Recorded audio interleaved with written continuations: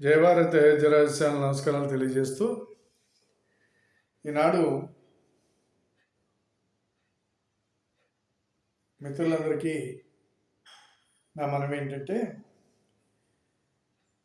ఒక్కొక్క నాయకుడు యొక్క వెర్షను ఒక్కొక్క రకంగా ఉంటుంది. ఏ పార్టీలో అయినా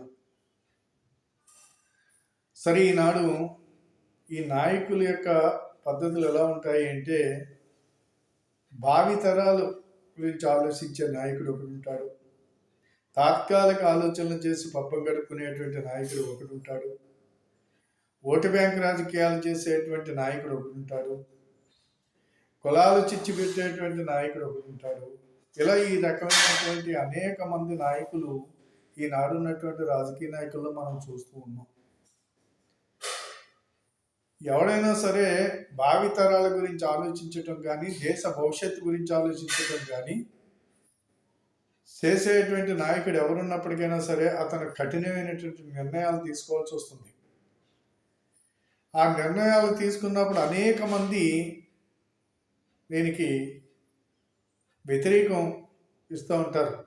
ఎందుచేత వ్యతిరేకిస్తారంటే, ఒక్కొక్క నాయకుడి యొక్క మంచితనాన్ని తీసుకుని చుట్టూ ఉన్నటువంటి నాయకులందరూ కూడా భూ కబ్జాలు చేయటం కానివ్వండి, అలాగే అనేక రకాల సంఘ విద్రోహ కార్యక్రమాలు కానివ్వండి, అనేక విషయాల్లో వీళ్ళ కుంభకోణాలు చేయటం కానివ్వండి, ఈ వాళ్ళ యొక్క స్వార్థ స్వలాభాల కోసం వెనకాల ఉన్నటువంటి సమాజాన్ని అంతటినీ కూడా బలి చేసేటువంటి నాయకులు ఈనాడు చాలామంది ఉన్నారు. ఇది గత కాంగ్రెస్ ప్రభుత్వంలో మనం ఎప్పటికప్పుడు చూసుకుంటూ వచ్చాం. కాంగ్రెస్ ప్రభుత్వంలో పివి నరసింహారావు గారి ప్రభుత్వంలో కానివ్వండి, మన్మోహన్ సింగ్ గారి ప్రభుత్వంలో కానివ్వండి, అంతకుముందు ప్రభుత్వాలు కానివ్వండి, అంతకుముందు ఎలా ఉన్నప్పటికైనా ఈ ఈ ప్రభుత్వాలు రెండిట్లో మనం చూసినట్లయితే కనుక ఈనాడు ఈ తరాలు కూడా చూసుంటారు కాబట్టి నేను దీన్ని మాత్రం ప్రస్తావిస్తున్నాను. అనేక రకాల కుంభకోణాలు, ఇక ఒకటి కాదు రెండు కాదు చెప్పుకుంటూ పోతే మనకి వీడియో సరిపోదు. కానీ అలాంటి కుంభకోణాలు చేశారు, భూ కబ్జాలు చేశారు, వీళ్ళు ఇష్టం వచ్చినట్టు ఎక్కడికక్కడ చేసుకుని రావటం అనేది మనం చూసుకుంటూ వచ్చాం. పోతే తెలంగాణ రాష్ట్రంలో చూసినట్లయితే కనుక ఈనాడు మనకున్నటువంటి భూమి ఏదైతే ఉంటుందో తెల్లారితే భూమి మనది కాదు అనేటువంటి పరిస్థితికి అక్కడ అనేక రకాలైనటువంటి వాళ్ళు కబ్జాలు చేయటం, ఈ రాజకీయ నాయకులతోటి ఈ ఎంప్లాయీస్, అందుకని అధికారులు ప్రజాప్రతినిధులు వీళ్ళిద్దరూ కలిసి చేసినటువంటి, ఈ రాష్ట్రం అని కదా అన్ని రాష్ట్రాల్లోనూ చేస్తున్నారు చాలా చోట్ల, వీళ్ళందరికీ ఇదే రాసి పెడుతుంది. రాబోయే రోజుల్లో ఇదే జరుగుతుంది అనుకోండి. సరే, ఇలాంటివి చేసి అక్కడ అనేక రకాలైనటువంటి చెరువులు, అనేక రకాల దారులు, ఇవన్నీ నాలాలు ఇవన్నీ కప్పెట్టేసి ఎక్కడికక్కడ ఆక్రమణ చేసి కాలేజీలు కట్టారు, బిల్డింగులు కట్టారు, అపార్ట్మెంట్లు కట్టారు, ఇవన్నీ కట్టి వీటన్నిటిని కూడా సొమ్ము చేసుకున్నారు. ఇక్కడ ఆడియడని కాదు, చాలామంది నాయకులు ఉన్నారు, అన్ని పార్టీల వాళ్ళు అక్కడ ఉన్నారు. కాబట్టి ఈ రోజుని హైదరాబాదులో ఆకాశంలో మేఘం పడితే హైదరాబాద్ మునిగిపోతుంది. అసలు ట్రాఫిక్ ఆగిపోయి ఆ ట్రాఫిక్లో ఆ నీళ్ళన్నీ వెళ్ళేదాకా 10 గంటలు 20 గంటలు కూడా రోడ్ల మీద పడి అలో రక్షణ అంట అర్థనాదాలు చూసినటువంటి వాళ్ళని మనం చూస్తున్నాం అక్కడ. అలాగే నాళాల్లో పడి కొట్టుకుపోయినటువంటి వాళ్ళని, చచ్చిపోయినటువంటి వాళ్ళని వేలాది మందిని చూసాం హైదరాబాద్లో. గత కాంగ్రెస్ ప్రభుత్వం కానివ్వండి, తర్వాత టీఆర్ఎస్ ప్రభుత్వం కానివ్వండి, అందరూ కూడా ఈ 10 సంవత్సరాల టీఆర్ఎస్ ప్రభుత్వంలో కానివ్వండి, వీళ్ళందరూ కూడా ఈ ఆక్రమించుకుని ఈ యొక్క దారులన్నీ మూసేసినటువంటి సంఘటన చూస్తే, ఒక దేశంలోనే ఒక ఉన్నతమైనటువంటి పట్టణం హైదరాబాద్ అని చెప్పుకునే మనం దీన్ని సెకండ్ రాజధానిగా చూడాలనుకునేటువంటి ప్రజలు, అటువంటి పరిస్థితుల్లో అటువంటి అద్భుతమైనటువంటి అనేక దేశాల నుంచి పెట్టుబడులు పెట్టడానికి ఇక్కడికి రావటం కానివ్వండి, హైదరాబాదు యొక్క అభివృద్ధిలో ఎంతో ముందుకు పోతున్నటువంటిది సమయంలో భూములు అనేకమైనటువంటి, అక్కడ భూములు చూసినట్లయితే కనుక ఎంత ఒక రకంగా కాదు, ఎంతో ఎత్తుకి రేట్లు పెరిగిపోయినాయి. ఇవన్నీ జరుగుతున్నాయి. హైదరాబాదులో అన్ని చుట్టుపక్కల నుంచి వచ్చి హైదరాబాద్లో అనేక మంది వ్యాపారాలు రకరకాలు చేసుకుంటూ ఉన్నారు. కానీ ఈ పరిస్థితి చూసిన తర్వాత ఏదైతే మేఘం పడితే హైదరాబాద్ మునిగిపోతుంది అనేది చూసిన తర్వాత నిజంకి ఏంటి హైదరాబాదు, ఎలాగరా బాబు, ఎందుకురా బాబు ఇక్కడ అనేటువంటి వాళ్ళని కూడా చూసాం. కాబట్టి ఈనాడు కాంగ్రెస్ ప్రభుత్వంలోనే ఇప్పుడు ఈ కాంగ్రెస్ ప్రభుత్వంలో కానంటే ఏ ప్రభుత్వంలో ఇది జరిగింది. అందులో కాంగ్రెస్ నాయకులు బోడి మంది ఉన్నారు, టీఆర్ఎస్ నాయకులు ఉన్నారు, అనేక మంది ఉన్నారు. ఎంఐఎం వాళ్ళు అయితే ఇంకా అలా సాయిబోళ్ళు అయితే చెప్పనక్కర్లేదు. వాళ్ళు ఇష్టం వచ్చినట్టు ఎక్కడికక్కడ కబ్జాలు చేశారు. కాబట్టి ఈ రోజుని ఈ పరిస్థితుల నుంచి హైదరాబాద్ని కాపాడాలి, హైదరాబాద్ని అంతర్జాతీయ స్థాయిలో ఒక గొప్ప నగరంగా చూపించాలనేటువంటి ఒక ఆలోచన రేవంత్ రెడ్డి గారికి కలిగిందేమో కానీ ఆయన ఏ ఆలోచనతోటి ఆయన ఒక మంచి కార్యక్రమాన్ని ఆయన తీసుకోవడం అనేది అభినందించవలసినటువంటి విషయం. ఆయన ఏ పార్టీ నాయకుడు అనేది కాదు. అక్కడ ఖచ్చితంగా రేవంత్ రెడ్డి లాంటి నాయకులు ప్రతి రాష్ట్రంలోనూ కూడా అవసరమే. ఉత్తరప్రదేశ్లో యోగి కానివ్వండి, అస్సాంలో శర్మ గారు కానివ్వండి, అలాగే హైదరాబాద్లో రేవంత్ రెడ్డి కానివ్వండి, ఇలాగే ఈ టైప్ ఆఫ్ ఖచ్చితంగా నాయకులు చాలా అవసరం ఈ దేశానికి. ఈనాడు ఒక కఠోరమైనటువంటి నిర్ణయం తీసుకుని దానికి రంగనాథ్ అనేటువంటి ఒక ఐఏఎస్ ఆఫీసర్ని వేసి ఒక నిబద్ధత, నిజాయితీ కలిగినటువంటి ఎవరిని లెక్క చేయకుండా తన డ్యూటీ తను చేసుకుంటూ తన చేయవలసిందనుకున్నది ఏదైతే ఉందో అది చేసుకుంటూ ముందుకెళ్ళేటువంటి రంగనాథ్ ఎవరైతే ఉన్నారో వారికి కూడా ఈ ముఖ్యమంత్రి గారికి వారికి ప్రజలు ఖచ్చితంగా ధన్యవాదాలు చెప్పుకోవాల్సిన అవసరం ఉంది, అభినందనలు తెలియజేయవలసినటువంటి అవసరం ఉంది. ఈవేళ హైదరాబాద్లో కూల్చేస్తామంటే చాలా మంది రకరకాలుగా మాట్లాడుతూ ఉన్నారు. కానీ అస్సలేమి ఇది చాలా గొప్ప కార్యక్రమం తీసుకున్నారు వాళ్ళు.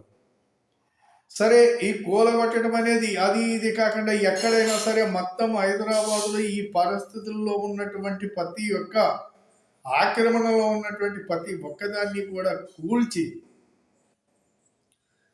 లాస్ట్ బిల్డింగ్ వరకు కూడా కూల్చుకుంటూ వెళ్ళిన రోజున ఈ తెలంగాణ రాష్ట్రంలో రేవంత్ రెడ్డి స్థిరస్థాయిగా నిలిచిపోతారనే దాంట్లో ఎలాంటి సందేహం లేదు. కాబట్టి ఈయనకి మనం సపోర్ట్ చేయవలసిన అవసరం ఉంది. ఎంతైనా ఏ పార్టీ అయినా ఏదైనా వ్యతిరేకించడం అనేది చాలా తప్పు, బూత్ కూడా. ఈ చేసే కార్యక్రమాన్ని ఖచ్చితంగా ఆయన లాస్ట్ బిల్డింగ్ వరకు, లాస్ట్ ఆక్రమణ వరకు కూడా కూల్చుకెళ్ళడానికి కావలసినటువంటి సపోర్ట్ అన్ని పార్టీలు ఇవ్వాల్సింది. ఇవ్వకపోతే ప్రజలు మిమ్మల్ని క్షమించరు, ఇది గుర్తుపెట్టుకోండి.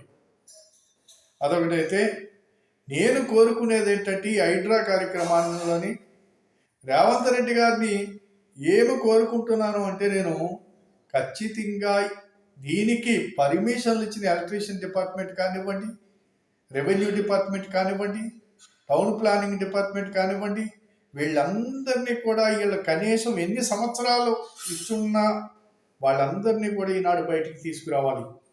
వాళ్ళందరి మీద కేసులు పెట్టాలి. వాళ్ళందరి నుంచి కూడా ఈ యొక్క అనేక మంది ఈ అపార్ట్మెంట్లో కొనుక్కున్న వాళ్ళు అనేక మంది నష్టపోతున్నారు. వీళ్ళందరికీ కూడా వాళ్ళ నుంచి నష్టపరిహారాలు ఇప్పించవలసిన అవసరం ఉంది. వాళ్ళ ఆస్తులు అంతస్తులు మొత్తం స్వాధీనం చేసుకోవాల్సినటువంటి అవసరం ఉంది. ఇక్కడ గమనించుకోవాలి, ప్రతి ఒక్కడు కూడా ఆఫీసరు ఆడి చేతిలో సంతకం పెట్టి ఆడి సంతకం విలువ ఆడి చేసేటువంటి దుర్మార్గమైనటువంటి కార్యక్రమం చేస్తున్నాడు. ఈనాడు ఈ అధికారులు ఎవరైతే ఉన్నారో ఇక్కడనే కదా అక్కడనే కాదు, ఆంధ్ర రాష్ట్రంలో చూసినా అదే చేశారు, తెలంగాణలో చూసినా అదే చేశారు. వీళ్ళందరూ దోచుకున్నారు, వందల కోట్లు దోచుకున్నారు, వేల కోట్లు దోచుకున్నారు ఈ ఆఫీసర్లు అందరూ కూడా. ఖచ్చితంగా ఈ ఆఫీసర్లు అందరి మీద కూడా హైడ్రాని ప్రయోగించాలి. ఏళ్ల కొంపలు మొత్తం స్వాధీనం చేసుకోవాలి, వీళ్ళకున్న ఆస్తులు స్వాధీనం చేసుకోవాలి. ఎందుకు పర్మిషన్ ఇచ్చాడు? ఒక అపార్ట్మెంట్ కట్టాలంటే ఎన్ని కోట్ల రూపాయలు అవుతుంది. అవి కొనుక్కున్న వాళ్ళు ఎన్ని కోట్ల రూపాయలు అక్కడ పెట్టుబడి పెట్టారు. ఇవన్నీ ఆలోచించమని చెప్పి రేవంత్ రెడ్డి గారిని ఇంకొకసారి నేను కోరుతున్నాను. ఖచ్చితంగా మీరు చేసే కార్యక్రమానికి హ్యాండ్సప్ చెప్తున్నాను. మీ కార్యక్రమాన్ని మీరు ముందుకు తీసుకెళ్ళండి. మీరు తెలంగాణలో స్థిరస్థాయిగా నిలిచిపోయే ముఖ్యమంత్రిగా మిమ్మల్ని ప్రజలు చూడబోతున్నారు. మీరెవ్వరికి జడవలసిన అవసరం లేదు. రంగనాథ్ గారిని మరీ వారిని కోరుతున్నాను. ఖచ్చితంగా వీళ్ళందరి మీద కూడా కేసులు పెట్టండి. ఏదైతే ఈ అధికారులందరినీ బయటకు తీయండి. ఈనాడికైనా సరే ఒక మంచి కార్యక్రమం మీరు చేపట్టినందుకు దీంట్లో మొత్తం అందరికీ శిక్షలు పడాలి. అందరినీ కూడా మామూలుగా నేలబెట్టి రాసేయాలి. ముక్కిని నేలబెట్టి రాసి వాళ్ళ ఆస్తులు అన్నీ కూడా స్వాధీనం చేసుకున్న రోజున ఇంకొక ఆఫీసర్ ఎవడ కూడా ఇలాంటి తప్పులు చేయటానికి ముందుకు రావడం. ఈ దేశంలో దరిద్రం ఏంటో తెలుసా? ఈ ప్రజాప్రతినిధులు, అధికారులు ఎక్కువ శాతం ఈ కుంభకాణాలు, ఈ అరాచకాలు వీళ్ళ చేతుల్లో ఉందని చెప్పి ప్రజలు కట్టిన పన్నులతోటి జీతాలు తీసుకుంటూ సుఖభాగాలు అనిపిస్తూ ప్రజలు వీళ్ళ దగ్గరికి వెళ్ళి చేతులు కట్టుకుని ఉంచుంటే సరైన సమాధానం చెప్పినటువంటి అనేక మంది పనికిమాలిన కొడుకులు ఈ డిపార్ట్మెంట్లో ఉన్నారు. వీళ్ళ అబ్బసు ఈడేదో గొప్పవాడిగా వాడిని ఎందుకు పెట్టారాడు? పనివాడు అక్కడ. ఆ పనివాడు వెళ్ళినటువంటి వాడు పని చేయించుకోవడానికి వెళ్ళేటువంటి వాడు ప్రజలు నీకు భిక్ష పెట్టారు.